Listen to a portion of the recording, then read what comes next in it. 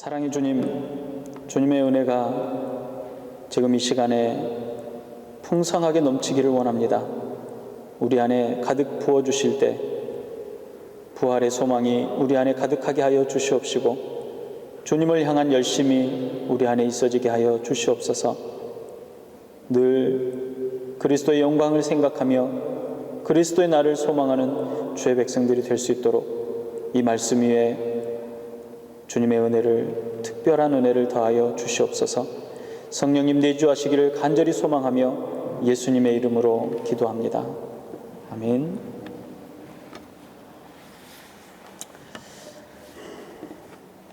유대인들의 명절인 6월절에 예수님을 만나려고 찾아온 사람이 있습니다. 바리새인이며 산헤드린 공의회의 최고의 의원 중이었던 사람 중에 한 사람, 니고데모라고 하는 사람입니다. 바리새인들은 유대교의 한 종파입니다. 그리고 그들은 율법을 지키는데 가장 엄격하고 경건에 힘쓰던 사람들 중에 한 사람들이었습니다. 사두개인들과는 달리 부활과 영생이 있다는 것을 믿었던 사람들이었습니다. 온 이스라엘에 나사렛 사람 예수의 소문이 가득한 그때에 니고데모가 예수님을 찾았습니다. 니고데모는 예수님의 말씀과 행하시던 표적들을 보고 들었습니다. 그리고 예수님을 통해서 나타난 하나님의 위엄과 영광을 보며 모든 행적과 표적들의 기원이 하나님으로부터 시작되었음을 알고 있었습니다.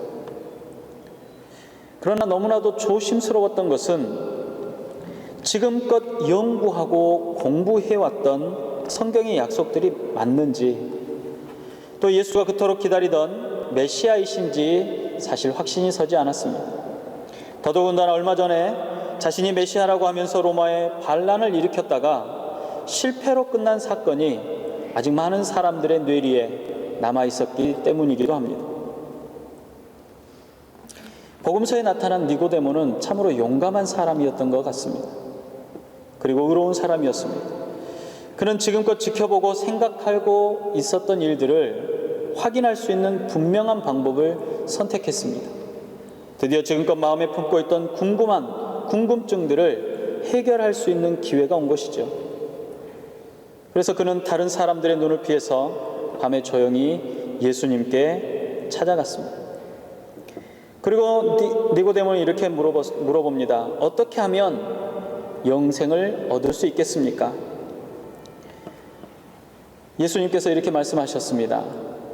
진실로 진실로 내게 이르노니 사람이 거듭나지 아니하면 하나님의 나라를 볼 수 없느니라. 예수님께서는 하나님에 의해서 새로운 존재가 되지 아니하면 하나님의 나라, 영생을 맛볼 수 없다라고 말씀하셨습니다. 궁금증을 해결하려고 갔던 니고데모가 오히려 더 혼란에 빠지게 됩니다.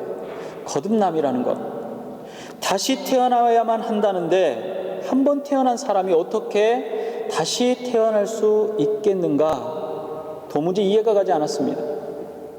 어리둥절해 있는 니고데모에게 예수님께서는 다시 한번 친절하게 말씀하셨습니다.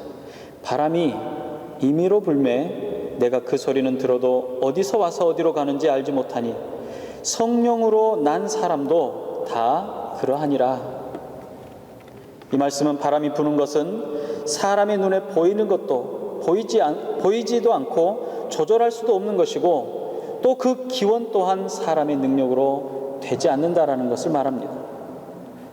하나님께서 그 백성을 선택하시고 새롭게 태어나게 하시는 일 또한 사람의 고난이나 사람의 능력이 아니기 때문에 혼란스러워하거나 기이하게 생각할 필요조차 없다는 것이죠. 성령으로 거듭나는 일은 사람의 일이 아니고 오직 하나님의 절대적인 주권의 사역이었기 때문입니다. 사람의 시각으로, 사람의 눈으로, 사람의 생각으로 볼 때는 이해하기 어렵고 기이한 일이지만 하나님의 뜻으로는 전혀 기이하거나 특별하지도 않다라는 이야기죠. 사실 니고데모는 성경에 아주 해박한 사람입니다. 성경을 아주 깊이 있게 이해하고 있는 사람이죠. 저는 요한복음 3장을 수십 번을 읽어도 잘 이해가 가지 않았습니다. 그런데 예수님과 진중한 토론을 할 정도로 니고데모는 성경에 아주 해박한 사람이었습니다. 그런 니고데모에게 예수님께서 부활과 영생의 비밀을 설명해 주신 겁니다. 오직 하나님께서 보내신 자 모세가 광야에서 들었던 불뱀처럼 이스라엘에게 높이 들린 자, 그 높이 들린 자를 믿는 모든 사람에게 구원을 주시겠다는 것입니다. 그들에게 임하는 것은 영생이라고 성경은 증언했습니다. 하나님이 세상을 이처럼 사랑하사 독생자를 주셨으니 이는 저를 믿는 자마다 멸망치 않고 영생을 얻게 하려 하심이라. 하나님이 그 아들을 세상에 보내신 것은 세상을 심판하려 하심이 아니요 그로 말미암아 세상이 구원을 받게 하려 하심이니라 라고 말씀하셨습니다. 이 말씀은 다른 어떤 선지자의 말이 아닙니다. 메시아가 오심과 거듭남의 비밀을 분명하게 밝히시는 예수님의 말씀입니다. 세상을 사랑하시는 하나님께서 독생하시는 아들 예수님을 이 땅에 보내셔서 그분을 믿는 모든 사람들, 그분을 믿는 사람들마다 구원하시며 영생을 주시겠다라고 약속하신 것입니다. 그것도 메시아이시며 심판자이신 예수님께서 직접 말씀하셨습니다. 이는 그를 믿는 자마다 영생을 얻게 하려 하심이라고 요한복음 3장 15절은 이야기합니다. 예수님의 말씀에 따르면 성령님의 역사는 우리를 빛 가운데 인도할 것이고 우리에게 빛을 비춰주시며 진리를 알게 하신다라고 말합니다. 니고데모는 아마도 예수님과의 대화에서 확실한 또 분명한 믿음을 받은 것 같습니다. 대제사장들과 바리새인들, 병사들을 보내서 예수를 잡으려고 할 때 예수님을 위해서 변론했던 사람이 바로 니고데모였습니다. 그리고 골고다 언덕에서 아리마대 사람 요셉의 요청으로 예수님의 시체를 내렸습니다. 그리고 그를 데려다 장사 지낼 수 있게 되었는데 유향과 모략을 준비해서 장례를 함께 치렀던 사람이 바로 니고데모였습니다. 오늘 본문의 베드로는 로마 황제가 초대교회를 본격적으로 박해할 때 소아시아에 있는 여러 교회에게, 소아시아에서 핍박을 당하고 있는 여러 교인들에게 편지를 쓴 것입니다. 예수님께서 잡히시던 그 밤 어두움이 가득한 것만 같은 그런 시기였습니다. 예수를 그리스도로 고백하고 영원한 생명을 소망하는 이들을 세상은 적으로 규정하고 핍박하고 있습니다. 초대교회 성도들은 다양한 공격에 직면해 있습니다. 정치적으로, 종교적으로, 혹은 관습적으로 또는 사회적으로 고립되고 또 모욕을 당하고 가혹한 대우를 받고 있습니다. 이러한 그때에 그 고난은 장차 당하게 될 고난이라고 생각하십니까? 장차 당하게 될 고난이 아니라 지금 현재 그들에게 일어나는 아주 현실적인 문제였습니다. 전방위적인 괴롭힘은 성도들의 삶과 생활을 아주 어렵게 만들었습니다. 우리는 고난의 순간이 오면 나를 아프게 하고 힘겹게 하는 고난에 집중하게 됩니다. 그래서 그 고난의 의미나 고난 중에 나에게 말씀하고자 하시는 하나님의 뜻을 종종 놓치기 쉽습니다. 니고데모에게 설명하셨던 예수님의 거듭남이 이미 초대교회에서 일어난 사건이 되었음을 우리는 잘 알고 있습니다. 십자가의 죽음에서 3일 만에 부활하신 예수님께서 제자들과 많은 사람들 앞에 나타나셨습니다. 그리고 그 자신을 보여주셨습니다. 그 죽으심의 의미와 부활의 의미를 다시금 교훈하셨던 것입니다. 그동안 여러 모양으로 말씀하셨던 진리를 깨닫게 하시고 약속을 주셨습니다. 많은 제자들이 보는 앞에서 하늘로 올라가시며 제 이름을 약속하셨습니다. 그리고 임마누엘 동행하시는 성령님을 보내주셨습니다. 그의 많으신 궁열대로 예수 그리스도를 죽은 자 가운데서 부활하게 하심으로 말미암아 우리를 거듭나게 하사 산 소망이 있게 하시며 썩지 않고 더럽지 않고 쇠하지 아니하는 유업을 있게 하시니 곧 너희를 위하여 하늘에 간직하신 것이라. 핍박 중에 있는 소아시아의 성도들에게 베드로가 이야기합니다. 하나님께서는 성도들을 거듭나게 하시고 새 생명을 주셨습니다. 하나님의 주권적인 역사로 이루어진 거듭난 성도에게 소망이 주어진 것입니다. 이 소망의 근거는 예수님의 부활로 인해서 이루어진 소망입니다. 이 소망은 장차 올 마지막 때를 기다리는 것만을 말하지 않습니다. 보다 적극적으로 현재를 살아갈 수 있도록 해주는 소망입니다. 거듭난 성도, 새로 태어나는 하나님의 가족이 된 성도들은 유업을 얻는다라고 말하고 있습니다. 이 유업은 자연의 법칙에 따라서 소멸하거나 전쟁을 인하여서 파괴되거나 세상에 없어지는 그런 기업이 아니라 하늘에 간직되어지는 유업입니다. 하나님께서는 전능하신 능력으로 이 구원을 온전히 이루실 것입니다. 교회는 이러한 하나님의 온전한 구원이 나타나기까지 소망을 품고 기뻐하며 즐거워하게 될 것이라고 베드로는 증언하고 있는 것입니다. 절망의 때에, 고난의 때에, 핍박의 시간에 베드로가 말하는 것은 전혀 다른 이야기입니다. 이를 방해하고 소망의 기쁨을 무너뜨리려는 공격을 이내 곧 받게 될 것이라고 또 이야기합니다. 이러한 공격은 초대교회뿐만 아니라 부활의 소망을 안고 기쁨 안에 있는 모든 시대의 교회들에게, 영원한 생명을 유업으로 받은 성도들에게 동일하게 임하게 될 것입니다. 그러나 이 시련은 결코 교회를 무너뜨리지 못합니다. 오히려 이러한 시련은 불로 연단하는 것 같아서 성도들을 더 정결하고 순결하게 성화시켜 줄 것입니다. 고난을 이겨낸 성도들은 예수 그리스도에 나타나실 때에 칭찬과 영광과 존귀를 받을 것입니다.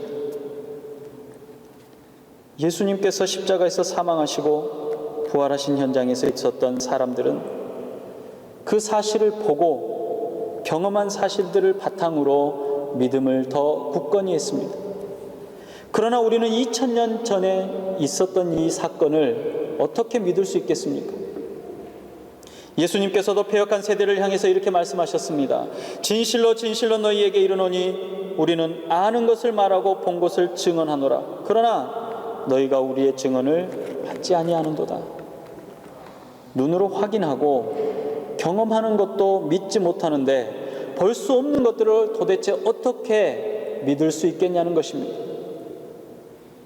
부활의 확실한 증거를 어디서 찾을 수 있으며 베드로가 말하는 이미 임한 하나님의 기쁨을 어떻게 설명할 수 있겠냐는 것입니다. 예수님께서 잡히시던 그 밤, 민족을 해방케 하고 나라가 세워질 때 큰 관직에 앉기를 원했던 제자들은 절망에 휩싸였습니다. 제자들 중에 다수는 놀라서 도망가 버렸습니다.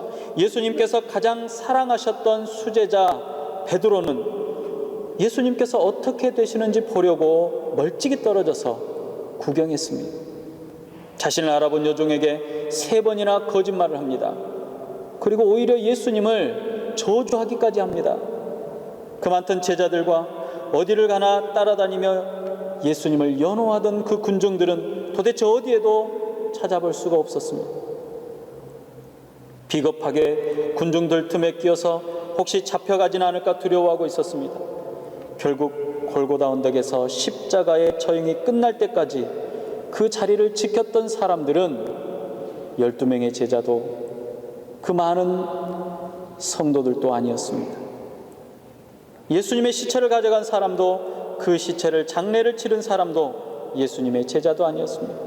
오히려 자기들의 고향으로 흩어져서 도망가고 문을 잠그고 숨어버렸던 것입니다. 이게 바로 제자들의 모습이었습니다. 그러나 부활의 아침, 여인들은 무덤이 비었고 말씀대로 3일 만에 살아나셨음을 알았습니다. 그리고 그 소식을 제자들에게 알렸고 제자들과 함께 비어있는 무덤을 확인했습니다. 부활하신 예수님께서는 제자들에게 자신을 보이셨습니다. 엠마오로 돌아가던 제자들을 만나셔서 부활을 알리셨습니다. 제자들이 숨어있는 집에 가셔서 두려움 가운데 떨고 있는 제자들을 친히 만나셨습니다. 그리고 못자국 난 손을 보여주시고 창이 관통한 옆구리를 보이셨습니다. 또 한 번에 500명의 성도들을 만나시고 부활을 증명하셨습니다. 그리고 마지막으로 다메섹으로 향하던 사울을 만나셨습니다.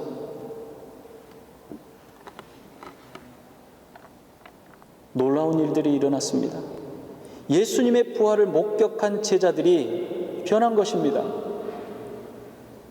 예수님께서 약속하신 성령을 받은 것입니다. 그들은 더 이상 두려워 숨지 않게 되었습니다. 담대해졌고 그들은 어느 누구도 막을 수 없게 되었습니다. 그들은 부활의 메시지를 선포하기 시작했습니다. 부활의 메시지를 선포하던 많은 사람들이 그 부활의 메시지를 인하여서 목숨을 잃었습니다.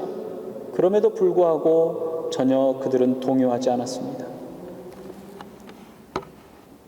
부활의 메시지는 다른 곳에서부터 시작된 것이 아니라 바로 예루살렘에서부터 시작이 되었습니다. 예루살렘은 어떤 곳입니까? 제자들이 감히 함부로 돌아다닐 수 없는 상황이 바로 그들의 현실이었습니다. 더더군다나 반역의 죄명으로 죽은 스승을 변론하고 거리에서 떠들 수 있는 사람이 누가 있겠습니까? 여러분 한번 생각해 보십시오. 자신이 거짓이라고 하는 것을 알면서도 그것을 위해 죽는 사람이 있습니까?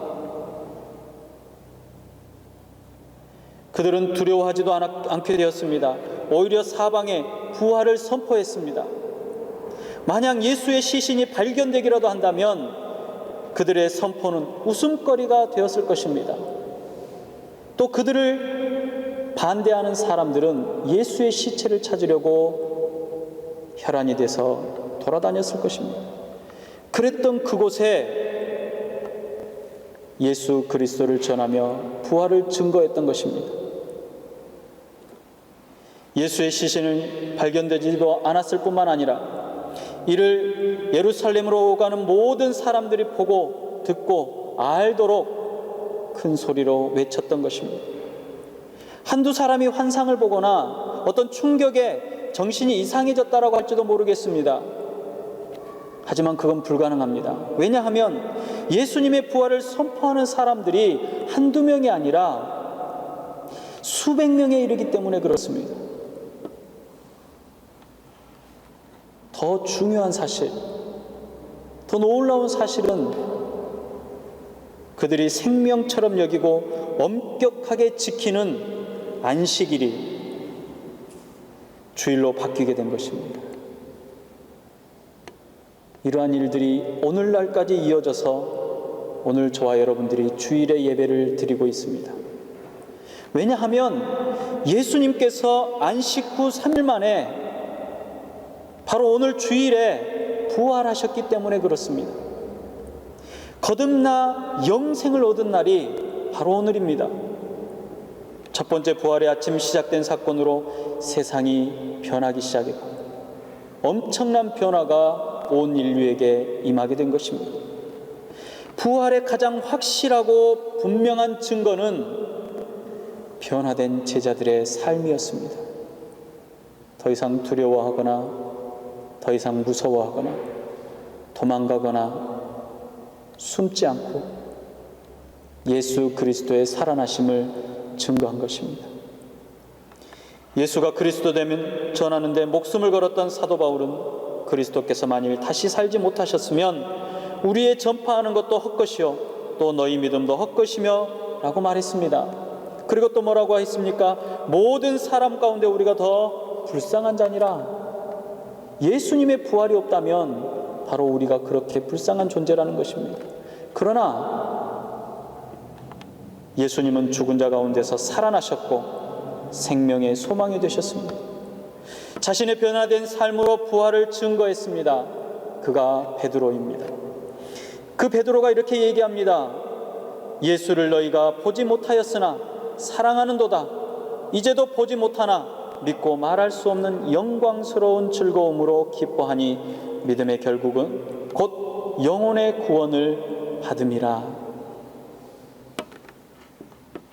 혹시 고난 가운데 계십니까? 여러분, 그 고난의 원인이 무엇입니까? 물질입니까? 삶의 평안입니까? 아니면 사람과 사람과의 관계입니까? 성도의 고난은 메시아 되시는 예수 그리스도의 부활을 증거하는 삶이 원인이 되어야 합니다.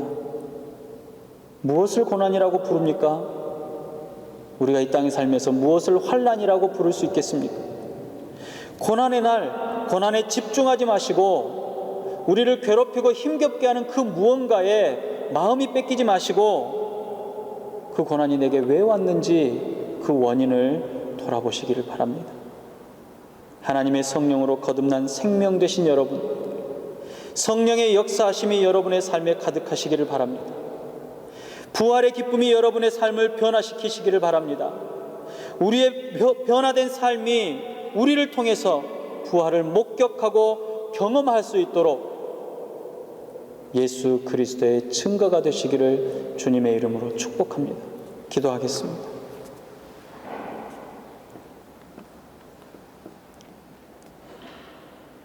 부활의 소망이 되신 주님, 우리의 고난이, 우리에게 임하는 핍박이